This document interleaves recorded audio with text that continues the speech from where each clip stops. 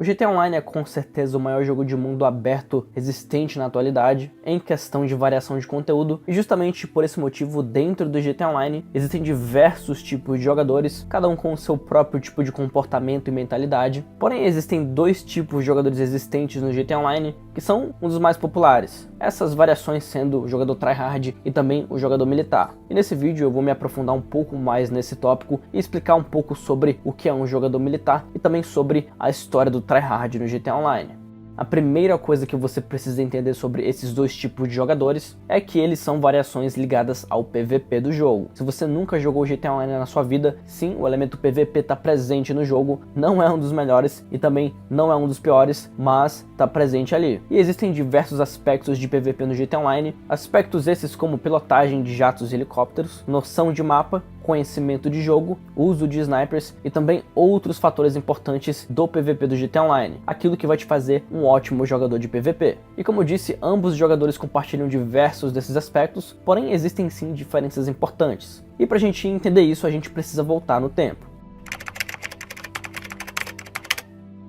Entre 2013 e 2014 foi quando os primeiros tryhards do GTA Online surgiram. Jogadores esses que já faziam parte de comunidade de jogos famosos na época de PVP, como por exemplo Battlefield 3 e BO2, e o único propósito desses jogadores no GTA Online era o PVP, eles só estavam ali para aquilo e nada mais. E foi a partir daí que muitos padrões do PVP atual do jogo foram estabelecidos, como por exemplo se suicidar perto de você morrer com uma bomba adesiva para você não dar kill pro seu oponente. Esses jogadores tinham descoberto na época que se você se matasse com uma bomba adesiva, RPG e etc, perto de você morrer ou não, isso não afetaria o seu VM ou o seu KD, o que era algo importante para esses jogadores e ainda é. Além disso, outras descobertas foram feitas também que viraram parte do padrão do PVP do jogo, como o carregamento rápido de armas pesadas através de bugs e outras coisas também conforme o tempo foi passando. Eles também descobriram e estabeleceram os melhores lugares para você tirar um X1 e também para você conduzir uma guerra de comando. É por isso que lugares hoje em dia como a Praia do Zancudo, Praia de Los Santos, Catavento e etc são lugares populares de PVP no jogo. Esses são locais que foram estabelecidos como bons lugares de PVP há muito tempo atrás. E apesar de muita coisa ser a mesma coisa de 2013 e 2014, infelizmente o comportamento desses jogadores também mudou com o passar do tempo. Os verdadeiros tryhards do GTA Online, acredite ou não, tinham um código de conduta bem sério,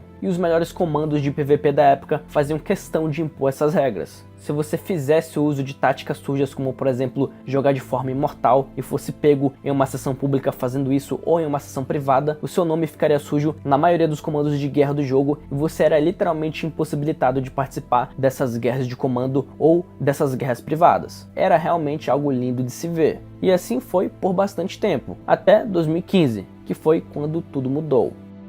Em 2015 foi quando o comportamento dos tryhards gradualmente foi mudando para o comportamento atual deles no jogo. Foi nessa época de 2015 e também nos anos seguintes que a gente viu a introdução de ferramentas e outras coisas no jogo, ferramentas sujas, bugs abusivos e etc, que acabaram sendo adotados por boa parte dos tryhards do jogo, como por exemplo o bug do Orbital, Deluxe, Operação MK2, RC Bandito, glitches de invencibilidade e mais. E infelizmente foi aqui que a gente viu que a quantidade de jogadores honestos na comunidade tryhard simplesmente não conseguiam competir com a quantidade gigantesca de jogadores sujos e desonestos também que faziam parte da comunidade. Basicamente falando, se você não adotasse o mesmo comportamento dos jogadores sujos, você simplesmente não teria a chance de competir com eles. E é assim que a gente chega nos tempos atuais do GTA Online, com uma comunidade tryhard totalmente corrompida, simplesmente em pedaços e com quase nada sobrando do que ela já foi um dia. Apenas uma pequena fração dos tryhards do GTA Online hoje em dia continuam adotando o mesmo código de conduta e comportamento lá de 2013 e 2014. E é exatamente por isso que o jogador tryhard hoje em dia no GTA Online é um dos jogadores mais odiados do jogo. E foi durante essa mudança de comportamento e também de código de conduta que muitos jogadores deixaram de ser tryhards, e outros tipos e classes de jogadores foram se tornando mais populares. Como por exemplo os jogadores veteranos, que são jogadores que têm conhecimento do PVP do jogo, que sabem jogar bem, porém não são tryhards. E além disso também de jogadores militares, código de conduta de um jogador militar ou o comportamento de um jogador militar é similar ao daquele de jogadores tryhards de 2013 e 2014. Um jogador militar não deve fazer uso de glitches abusivos, como glitches do ataque orbital, glitches de invencibilidade e outros glitches e bugs abusivos dentro do jogo. Basicamente, isso significa que você deve vencer qualquer tipo de batalha no jogo, seja contra outro jogador militar ou contra um tryhard ou um jogador veterano, sem comprometer o seu código de conduta.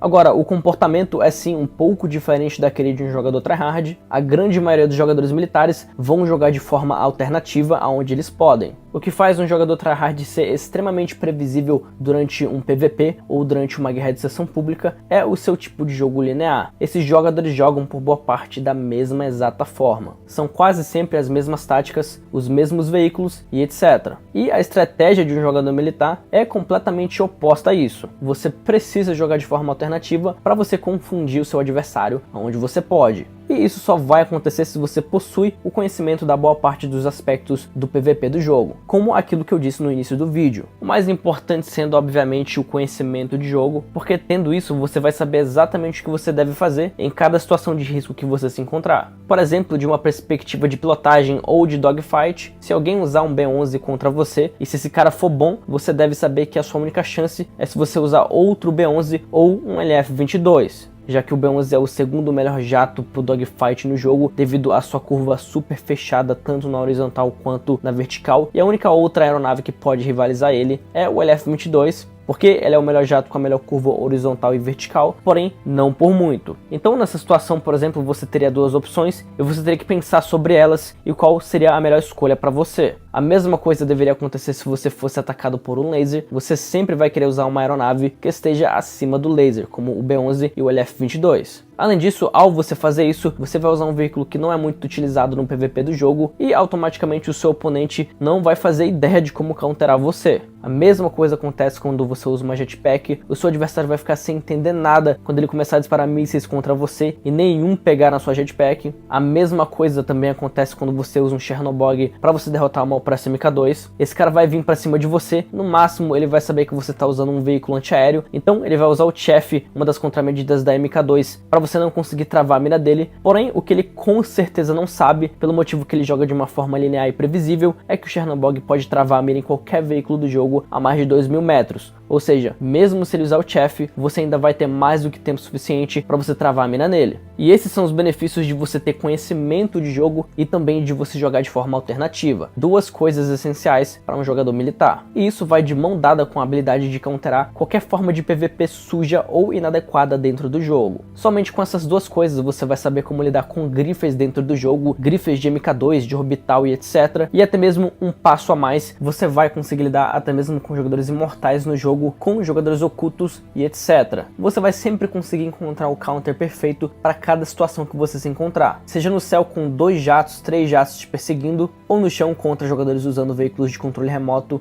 e a lista vai e vai. E outra característica também bem importante e marcante de um jogador militar é o comportamento sujo somente durante a autodefesa. Se você se encontrar em uma situação onde aquele player esteja constantemente se matando depois de você ter, por exemplo, disparado somente um tiro contra ele, eu já me encontrei em diversas dessas situações, seria aceitável e viável você usar o TBS nessa situação. Assim, ele teria menos tempo para se matar, já que os seus disparos, dependendo da arma que você estivesse usando, iria matar ele mais rapidamente ou até mesmo somente com um tiro. E a mesma coisa acontece com a tática do suicídio. Você só deve fazer o uso exagerado de suicídio somente se o seu oponente estiver fazendo a mesma coisa. E isso só deve acontecer durante situações de autodefesa, como por exemplo, se você for acertado por um ataque orbital, isso não é motivo para você fazer a mesma coisa. Um jogador militar preza, acima de tudo, o seu código de conduta e não se sucumbir ao estilo de jogo de griffers e também dos tryhards atuais do jogo. E é claro, além disso tudo, uma das coisas mais importantes também é que o jogador militar no GTA Online precisa ser literalmente o seu próprio jogador militar, contanto que você respeite o seu código de conduta para você não se corromper.